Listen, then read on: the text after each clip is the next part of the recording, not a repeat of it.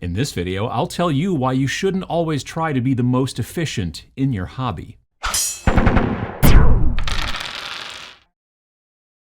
I have a friend who does not like how I get places in the car. It's not that he doesn't like the way that I actually drive. He just doesn't like the route that I have a tendency to take. My wife and I, and he and his wife are friends, been friends for many, many years, and the four of us, and sometimes other folks, will go out to dinner and things like that. And usually the four of us will drive. I will drive in my car because it doesn't usually have a lot of stuff in it, so it's, the four of us can fit in there quite easily. And then we start driving, and almost always I will take a turn and he'd be like, no, you should go straight, or no, you should turn here and not this, or whatever, because it's more efficient, it's shorter, all that kind of stuff.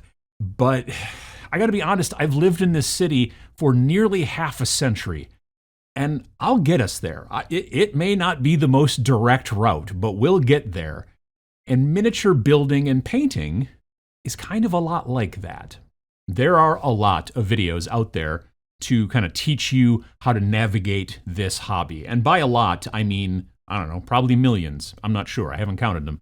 Lord knows I've made a bunch of them myself. But, when you're learning a new thing, it is a great resource to be able to learn from people who've been doing it for like a long time or whatever, and learn how they do it, If you're like, I don't understand what primer is for, watching people and having them explain it, and maybe even explain how to do it properly versus how to do it wrong and all that kind of stuff, is very useful. You might have thought, I should just spray with whatever kind of can of paint I can find, and maybe that's not the case. There's all kinds of little things that you just don't know when you get into the hobby we now live in a situation where we can go onto the internet and find all kinds of information, and you can learn things very quickly, and that's great.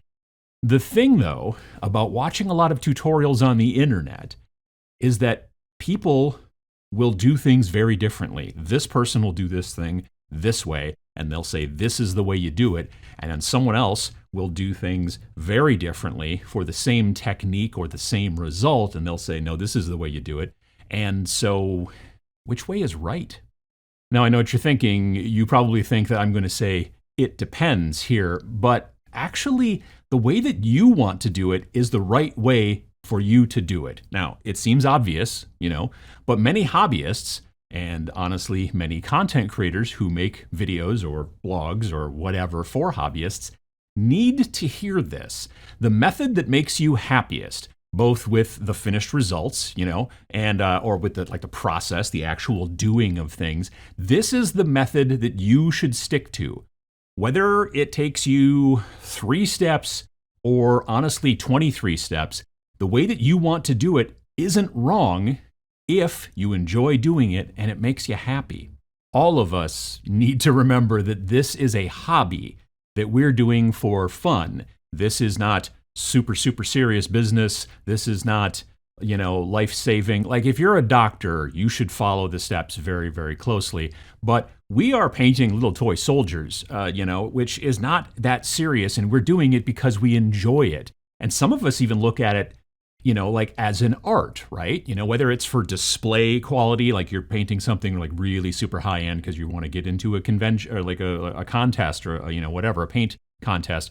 Or maybe you're just painting things tabletop quality, so that it works well on the table. People can tell what's what, and you're happy with the results. It's still technically art, at least in my opinion. And the thing about art is that it doesn't have rules. Art doesn't really have step-by-step instructions. If you've paid attention to the art world in general, there's all kinds of different things that you can do. And it's the same thing, honestly, with miniatures.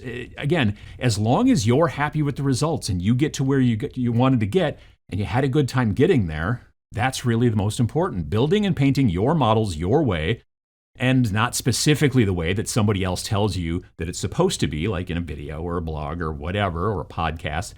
It's a big part of what makes them your models.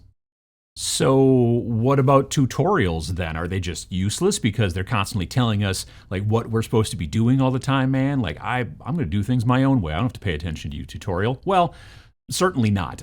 If you currently don't know how to do a thing in the miniatures hobby, then a tutorial is, like I mentioned earlier, actually an ideal place for learning a process. If you don't know how to do this thing you're looking up, going out, finding tutorials of whatever flavor out there on the internet makes a lot of sense.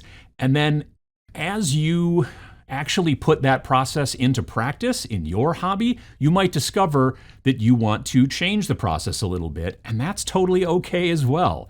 I mean, people ask me sometimes, they're like, well, so do you ever watch like YouTube videos anymore? Because you've been doing this a long time, you must know everything. Well, A, no one ever knows everything, for one. And B, I'll even watch beginner tutorials because there are still going to be times where I'll be like, okay, yeah, no, I knew that. I don't do it like that. I do it differently. But there'll be something that pops up when all of a sudden you're like, I've never thought about doing it like that. And I'm not saying I'm necessarily going to take it and put it whole cloth into my process, but it might tweak how I do something else. And then maybe it will make me happier in some fashion because it goes quicker, or it looks better, or it's just more fun, or whatever, or it's less messy, any kind of things like that. Looking at videos and learning is important, but, and I've talked about this before, there's something that I like to call the 10-90 rule, which means you should watch videos for about 10% of the time, but then spend 90% of your time actually doing the thing, actually painting, putting bristles on plastic, because it helps you learn faster. I made a video about it, as a matter of fact. Pachow. You may learn something that might tweak what you do now, but you don't necessarily, when someone says this is the way it needs to be done, if you have the ability to look at it and go, nah, I don't think I want to do it that way, then don't. But Uncle Adam, didn't you just tell us that we were doing enamel washes wrong like last week, I think? Pachow. Well, yes. In my opinion, as a person who's been doing this for a long time, adding too much detail and shading and highlighting and edge highlighting and all that extra stuff before covering the model in enamel wash, it's wasted time. Time that could be spent doing other things, more models, more detail work if you want to later on, whatever. But, and here's the important thing, all of this is always opinion. It's my opinion that you're wasting your time doing that because you could be doing other stuff and, just put on the base colors and then slop on the wash and then wipe it away and, fine tune it and boom, there you go. But if you want to do it the way that you want to do it, which is to do a whole bunch of extra work before you put that enamel on there, and you believe that it makes a better model and you enjoy it more, then don't listen to me. It's okay.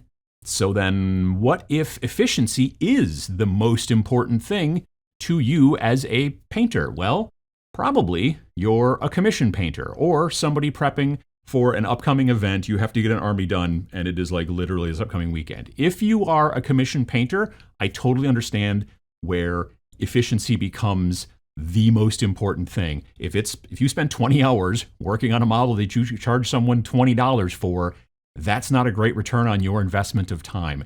You're not getting paid very much per hour there. So figuring out ways to make that kind of stuff, which in this situation is a business, the most efficient, totally makes sense. I totally get it. When it becomes more of a business, or maybe it's a very, very difficult goal, like again, trying to get this thing done in time for the event, which is this weekend, and you still got 2,000 points of models to paint, then efficiency is probably key. If you take a look at FedEx, UPS, all of those different places, they're not going to just take a left turn and kind of drive and get to the next spot. They're very efficient about how they get from point A to point B, more so than I am when I'm going to the restaurant. And there's some of you out there who are saying, well, like, what happens if I hate painting, but I still want painted models and I don't want to pay someone to paint for me, like a commission painter or something like that. I want to play and I want them painted. It's important to me, but I don't enjoy doing it and I don't have the money to pay somebody to do it. Well, then finding a simple and efficient way to paint is very important. And there's tons of that information out there on the internet as well. The trick is to figure out what kind of finished product you'll be satisfied with and then work towards that. I will talk to people from time to time who are like, I hate painting, but I only want everything to look like a Golden Demon winner, which it doesn't make a lot of sense, frankly. But again, you're not doing the process because you want to enjoy it, but because you have a specific goal only. And in those situations, and you know you have to do it, you're going to try to figure out how to do it most efficiently, quickly, at the quality that you're looking for as an outcome. You need to analyze yourself and weigh your wants versus your needs within the miniature painting hobby. For me, 99% of my minis are for tabletop gameplay, and I want to paint them quickly, but I still want them to look kind of decent. And I've been doing this long enough that I've gotten to myself where I'm not too bad. I'm doing okay. I'm happy with what I've got going on most of the situations and how long it takes me to get there.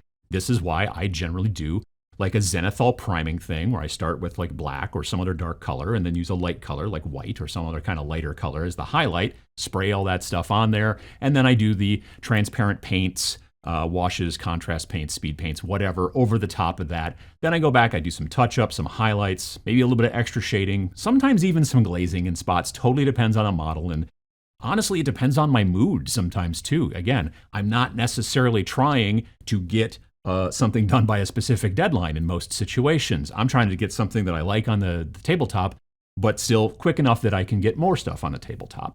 Nothing award-winning, at least not yet, but I still really enjoy the process and the outcome, in most situations. Could I go faster? Yeah, probably. In closing, think about what you want from your hobby time here on Earth. We all have, a limited amount, and start working towards it, whether it's stress relief and enjoyment of the craft of miniature painting, or maybe it's just getting models painted as quick as possible so that you can start gaming just ASAP, or anywhere in between on that spectrum. Remember, you're driving your hobby and you can get there whatever route you want.